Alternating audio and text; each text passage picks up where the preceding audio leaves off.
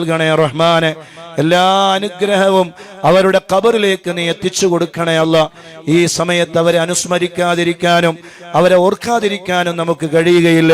കാരണം അത്രമാത്രം ഇന്നലെ ഇതുപോലത്തെ ഒരു സമയത്ത് കാസർഗോഡ് ജില്ലയിലെ തന്നെ പരപ്പയുടെ അടുത്ത് കമ്മാടം എന്ന് പറയുന്ന സ്ഥലത്ത് തങ്ങളുപ്പാപ്പ അവിടുത്തെ സ്വലാത്ത് മജ്ലിസിൽ പങ്കെടുത്ത് ദുആക്ക് നേതൃത്വം നൽകി മരണത്തെക്കുറിച്ച് ഒരുപാട് സമയം സംസാരിച്ച ആ തങ്ങളുപ്പാപ്പ ഇന്ന് അതേ സമയമാകുമ്പോ ഖബറിലേക്ക് യാത്ര പോകുന്നു എന്നറിയുമ്പോ ഒരിക്കലും നമുക്ക് വിശ്വസിക്കാൻ കഴിയുന്നില്ല.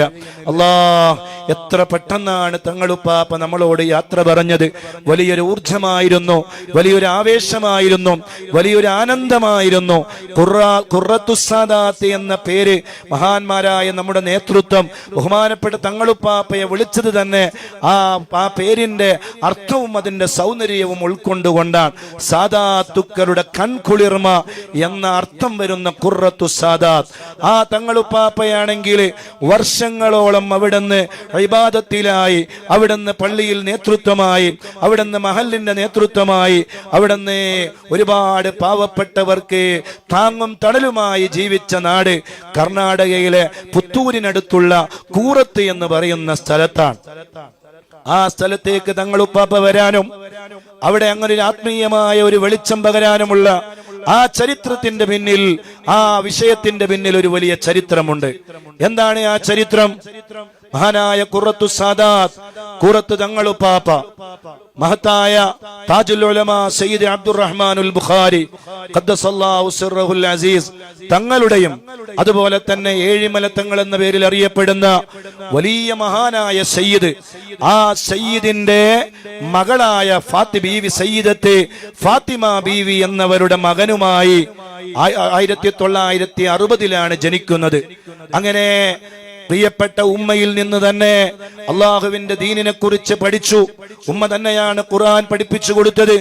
അങ്ങനെ ഉമ്മയിൽ നിന്ന് അറിവ് നേടി ഉമ്മക്ക് ഒരുപാട് കാലം ഖിദ്മത്തിലായി കഴിഞ്ഞുകൂടി മഹാനായ തങ്ങളുപ്പാപ്പ.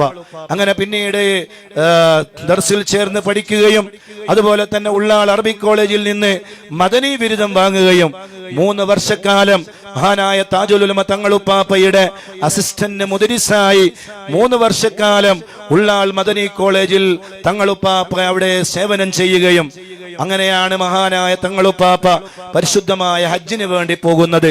ഹജ്ജ് കഴിഞ്ഞ് പരിശുദ്ധമായ ബഗ്ദാദിൽ ചെന്ന് മഹാനായ ഗൗസുൽ ആലം തങ്ങളെയൊക്കെ സിയാറത്ത് ചെയ്ത് തിരിച്ചു വന്നതിന് ശേഷം വല്ലാത്തൊരാഗ്രഹം ഇവിടെ നിന്ന് മാറി മറ്റൊരു സ്ഥലത്തേക്ക് പോകണം. അങ്ങനെയാണ് ബഹുമാനപ്പെട്ട താജുൽ ഉലമ തങ്ങളുപ്പാപ്പയോട് ബഹുമാനപ്പെട്ട കുമ്പോൾ തങ്ങളുപ്പാപ്പയുടെ അടുക്കൽ ചെന്ന് മഹാനായ കൂറത്ത് തങ്ങളുപ്പാപ്പ വിഷയം പറഞ്ഞു. അങ്ങനെ കുമ്പോൾ തങ്ങളുപ്പാപ്പ താജുൽ ഉലമ തങ്ങളുപ്പാപ്പയോട് വിഷയം പറഞ്ഞു. താജുൽ ഉലമ തങ്ങൾ പറഞ്ഞു, കോയമ്മയുടെ ആഗ്രഹം അങ്ങനെയാണെങ്കിൽ ആ ആഗ്രഹം നടക്കട്ടെ എന്ന് പറഞ്ഞ് അങ്ങനെയാണ് തങ്ങളുപ്പാപ്പയെ വല്ലാതെ സ്നേഹിക്കുന്ന കൂറത്ത് എന്ന് പറയുന്ന സ്ഥലത്ത് അവിടുത്തെ പള്ളിയിലെ ഖതീബായി, അവിടുത്തെ മുദരിസായി, അവിടുത്തെ ഇമാമായി, ആ നാടിന്റെ എല്ലാമായി തങ്ങളുപ്പാപ്പ ആ നാട്ടിലേക്ക് എത്തിച്ചേരുന്നത്. മാഷാ അല്ലാഹ്, കൂറത്ത് എന്ന് പറയുന്ന സ്ഥലത്ത് തങ്ങളുപ്പാപ്പ എത്തിയതിന്റെ പിന്നിൽ വേറൊരു ചരിത്രമുണ്ട്. അത് എന്താണ്? മഹാനായ ഖുത്ബുൽ ആലം ശൈഖുനാ സിയം വലിയുല്ലാഹി ഖദ്ദസല്ലാഹു സിർറഹുൽ അസീസ് അവിടുന്ന് ഒരു യാത്രക്കിടയിൽ കൂറത്ത് എന്ന് പറയുന്ന സ്ഥലത്തേക്ക് എത്തിച്ചേരുകയാണ്. അവിടെ യൂസുഫ് ഹാജിയുടെ വീട്ടിലേക്ക് വരികയാണ്. യൂസുഫ് ഹാജിയോട് പറഞ്ഞു, ഓർ ഇവിടെ വരും, ഈ നാട്ടിലെ വെള്ളവും മണ്ണും ഔഷധമാകും. മാഷാ അല്ലാഹ്, ആ മഹാനായ ഖുത്ബുൽ ആലം ശൈഖുനാ സിയം വലിയുല്ലാഹി പറഞ്ഞത് അപ്പടി യാഥാർത്ഥ്യമാകുന്നതാണ് പിന്നീട് കണ്ടത്.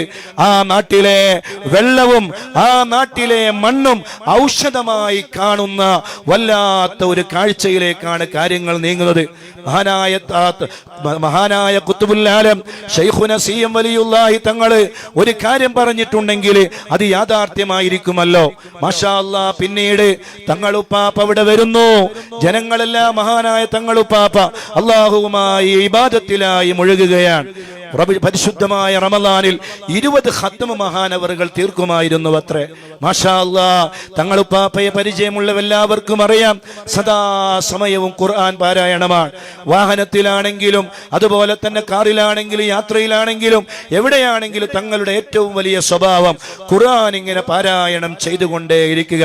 അതിന് ഖുർആൻ പാരായണം ചെയ്യാൻ തങ്ങളുടെ കാറിൽ എപ്പോഴും ഒരു ഖുർആൻ ഉണ്ടാകുമായിരുന്നു.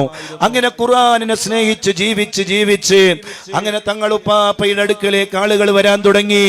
അങ്ങനെ തങ്ങളുപ്പാപ്പ മന്ത്രിച്ചാൽ അതിന് വലിയ ഫലമാകാൻ തുടങ്ങി. ജനങ്ങളുടെ പ്രയാസങ്ങൾ മാറാൻ തുടങ്ങി. ആളുകൾ വന്ന് വിഷമങ്ങൾ പറയൂ, വെള്ളം മന്ത്രി ചോദിച്ചു കൊടുക്കും. അങ്ങനെ ഒരുപാട് ആളുകൾക്ക് വലിയ അത്ഭുതങ്ങൾ. ഇന്നും ഞാനൊരു അമുസ്ലിമായ ഒരു സഹോദരന്റെ ഒരു വോയിസ് കേട്ടു. അദ്ദേഹം പറയുകയാണ്, എന്റെ ഭാര്യയ്ക്ക് 2 കിഡ്നിയും നഷ്ടപ്പെട്ട് അവസാനം ശരീരത്തിൽ ക്യാൻസർ രോഗമായി. ഞാൻ തങ്ങളുപ്പാപ്പയുടെ അടുക്കലേക്ക് പോയി, എനിക്ക് വെള്ളം മന്ത്രിച്ചു തന്നു. എന്റെ ഭാര്യയ്ക്ക് ഞാൻ ആ വെള്ളം കൊടുത്തു. അങ്ങനെ 2 വർഷക്കാലം എന്റെ ഭാര്യ നിരന്തരമായി ആ വെള്ളം കുടിച്ചുകൊണ്ടേയിരുന്നു. അൽഹംദുലില്ലാഹ്. എന്നിട്ട് ആ മുസ്ലിമായ സഹോദരൻ പറയാണ്, എന്റെ ഭാര്യയുടെ രോഗം പൂർണ്ണമായി മാറി. അതിനുശേഷം എന്റെ ഭാര്യയ്ക്ക് ഒരു അസുഖവുമില്ലാതെ ജീവിക്കുകയാണ് എന്നൊരു അമുസ്ലിമായ സഹോദരൻ പറയുന്ന വോയിസ് ഞാൻ ഇന്ന് കേൾക്കുകയുണ്ടായി. മാഷാ അല്ലാഹ്. ആ വലിയൊരു നിധിയാണ് നമുക്ക് നഷ്ടപ്പെട്ടത് എന്ന് ഓർക്കുമ്പോൾ ഓരോരുത്തരുടെയും മരണമാണ് അവരുടെ വിടവ് നമ്മളെ മനസ്സിലാക്കി തരുക. തങ്ങളുപ്പാപ്പ ഇനി നമ്മുടെ മുന്നിലില്ല. നമ്മുടെ വിഷമങ്ങൾ പറയാൻ, നമ്മുടെ വേദനകൾ പറയാൻ, അത് എന്തെങ്കിലും ഒരു വിഷമം ചെന്ന് പറയുമ്പോൾ അത് വേണ്ട എന്ന് പറയാൻ ഇനി തങ്ങളുപ്പാപ്പ നമ്മുടെ കൂടെ ഇല്ല. ആ തങ്ങളുപ്പാപ്പക്ക് വേണ്ടി നമുക്ക് ഖുർആൻ ഓതാം, ദിക്ർ ചൊല്ലാം, സ്വലാത്ത് ചൊല്ലാം, അവിടത്തേക്ക് വേണ്ടി നമുക്ക് ദുആ ചെയ്യാം. അല്ലാഹുവേ, ഞങ്ങൾ മദനീയം കുടുംബം ഈ പവിത്രമായ മദനീയം മജ്ലിസിൽ വെച്ച് ഞങ്ങൾ ഓതിയ ഖുർആനും ദിക്റും സ്വലാത്തും ഹദ്ദാദും അസ്മാഉൽ ഹുസ്നയും എല്ലാം എല്ലാം എല്ലാം പ്രിയപ്പെട്ട തങ്ങളുപ്പാപ്പയുടെ ഹദ്റത്തിലേക്ക് നീ എത്തിക്കണേ റഹ്മാനേ. തങ്ങളുപ്പാപ്പയുടെ ദർജ നീ വർദ്ധിപ്പിക്കണേ അല്ലാഹ്. ഖബർ നീ സ്വർഗത്തിന്റെ വീടാക്കണേ അല്ലാഹ്. എല്ലാ അനുഗ്രഹങ്ങളും ആ ഖബറിൽ നീ ചൊരിയണേ അല്ലാഹ്. ഞാൻ കർണാടകയിലെ ദേർലക്കട്ടക്ക് സമീപത്തുള്ള ഒരു ഉറൂസ് മുബാറക്കിന് ഞാൻ പങ്കെടുക്കാൻ വേണ്ടി പോയി. മുടിപ്പൂവിൽ പോകുന്ന വഴിയിലുള്ള ഒരു മഖാമാണ്. ആ മഖാമ് ബഹുമാനപ്പെട്ട കൂറത്ത് തങ്ങളുപ്പാപ്പയുടെ പൂർണ്ണമായ നിയന്ത്രണത്തിലാണ്. ആ ഉറൂസ് മുബാറക്ക് നിശ്ചയിച്ചപ്പോ തങ്ങളുപ്പാപ്പ ആ ഉറൂസ് മുബാറക്കിന് തീയതി നിശ്ചയിക്കുവാനും ആരെയൊക്കെയാണ് ക്ഷണിക്കേണ്ടത് എന്നൊക്കെ അറിയിക്കാനുമായി ആ നാട്ടുകാരൊക്കെ ഒരുമിച്ച് കൂട്ടി. ഞാൻ ആ നാടിന്റെ പേര് ഓർക്കുന്നില്ല. അങ്ങനെ ആ നാട്ടിലെ കമ്മിറ്റിക്കാരൊക്കെ ഒരുമിച്ച് കൂട്ടിയിട്ട് ചോദിച്ചു, ഇവിടെ നടക്കുന്ന പരിപാടി എന്താണ്? ഉറൂസ് എന്ന് പറഞ്ഞാൽ വെറുതെ നടത്താനുള്ളതല്ല. ഇവിടെ എന്തൊക്കെ പരിപാടിയാണ് നടക്കുന്നത് എനിക്കറിയണം. ഇപ്പൊ തങ്ങളുപ്പാപ്പയോട് നാട്ടുകാര് ഓരോ ദിവസവും നടക്കുന്ന പരിപാടി ഇന്നതാണ്, ഒരു ദിവസം മദനീയമാണെന്ന് പറഞ്ഞു. അപ്പൊ തങ്ങളുപ്പാപ്പ പറഞ്ഞു, അൽഹംദുലില്ലാഹ്, നല്ല കാര്യം, ആയിക്കോട്ടെ, മദനീയമായിക്കോട്ടെ. ഇന്ന് തങ്ങളുപ്പാപ്പ ആ നാട്ടുകാരോട് പറഞ്ഞത്, ആ നാട്ടുകാർ അവിടെ ചെന്നപ്പോ എന്നോട് പറയുകയുണ്ടായി, പലരും പല പ്രചാരണങ്ങളും നടത്തിയിരുന്നു. അൽഹംദുലില്ലാഹ്, അത് കേട്ടപ്പോ എനിക്ക് വല്ലാത്ത സന്തോഷമായി. തങ്ങളുപ്പാപ്പ ഈ മജ്ലിസിനെ അംഗീകരിച്ചുവല്ലോ എന്നത് കേട്ടപ്പോ അതിലേറെ വല്ലാത്ത സന്തോഷമായി. വേറെ ചില കാര്യങ്ങൾ അവിടെ നടക്കുന്നുണ്ടെന്ന് പറഞ്ഞപ്പോ തങ്ങൾ പറഞ്ഞത് അത് വേണ്ട, അതിവിടെ വേണ്ടതില്ല, അവിടെ അവരെ ഇങ്ങോട്ട് വിളിക്കേണ്ടതില്ല എന്നൊക്കെ തങ്ങൾ അവിടെ നടക്കുന്ന ചില പരിപാടികളെ കുറിച്ച് പറഞ്ഞിട്ടുണ്ടത്രേ. അതേസമയത്ത് മദനീയമാണെന്ന് പറഞ്ഞപ്പോ തങ്ങളുപ്പാപ്പ നല്ല അഭിപ്രായമാണ് പറഞ്ഞത് എന്ന് ആ നാട്ടിലെ ഉസ്താദും ആ നാട്ടുകാരും പറഞ്ഞത് ഞാനിപ്പോൾ ഓർക്കുകയാണ്. ഇൻഷാ അല്ലാഹ് നാടും അതിന്റെ മഖാമും ഒക്കെ നാളത്തെ മദനീയത്തിൽ ഞാൻ വിശദീകരിക്കും ഇൻഷാ അല്ലാഹ്. അല്ലാഹു നമ്മളെ ഖബൂൽ ചെയ്യട്ടെ. അല്ലാഹു തങ്ങളുപ്പാപ്പയുടെ ദറജ വർദ്ധിപ്പിക്കട്ടെ. തങ്ങളുപ്പാപ്പയുടെ മദദും സഹായവും പൊരുത്തവും നളറും അല്ലാഹു നമുക്ക് നൽകട്ടെ. എല്ലാവരും റബ്ബി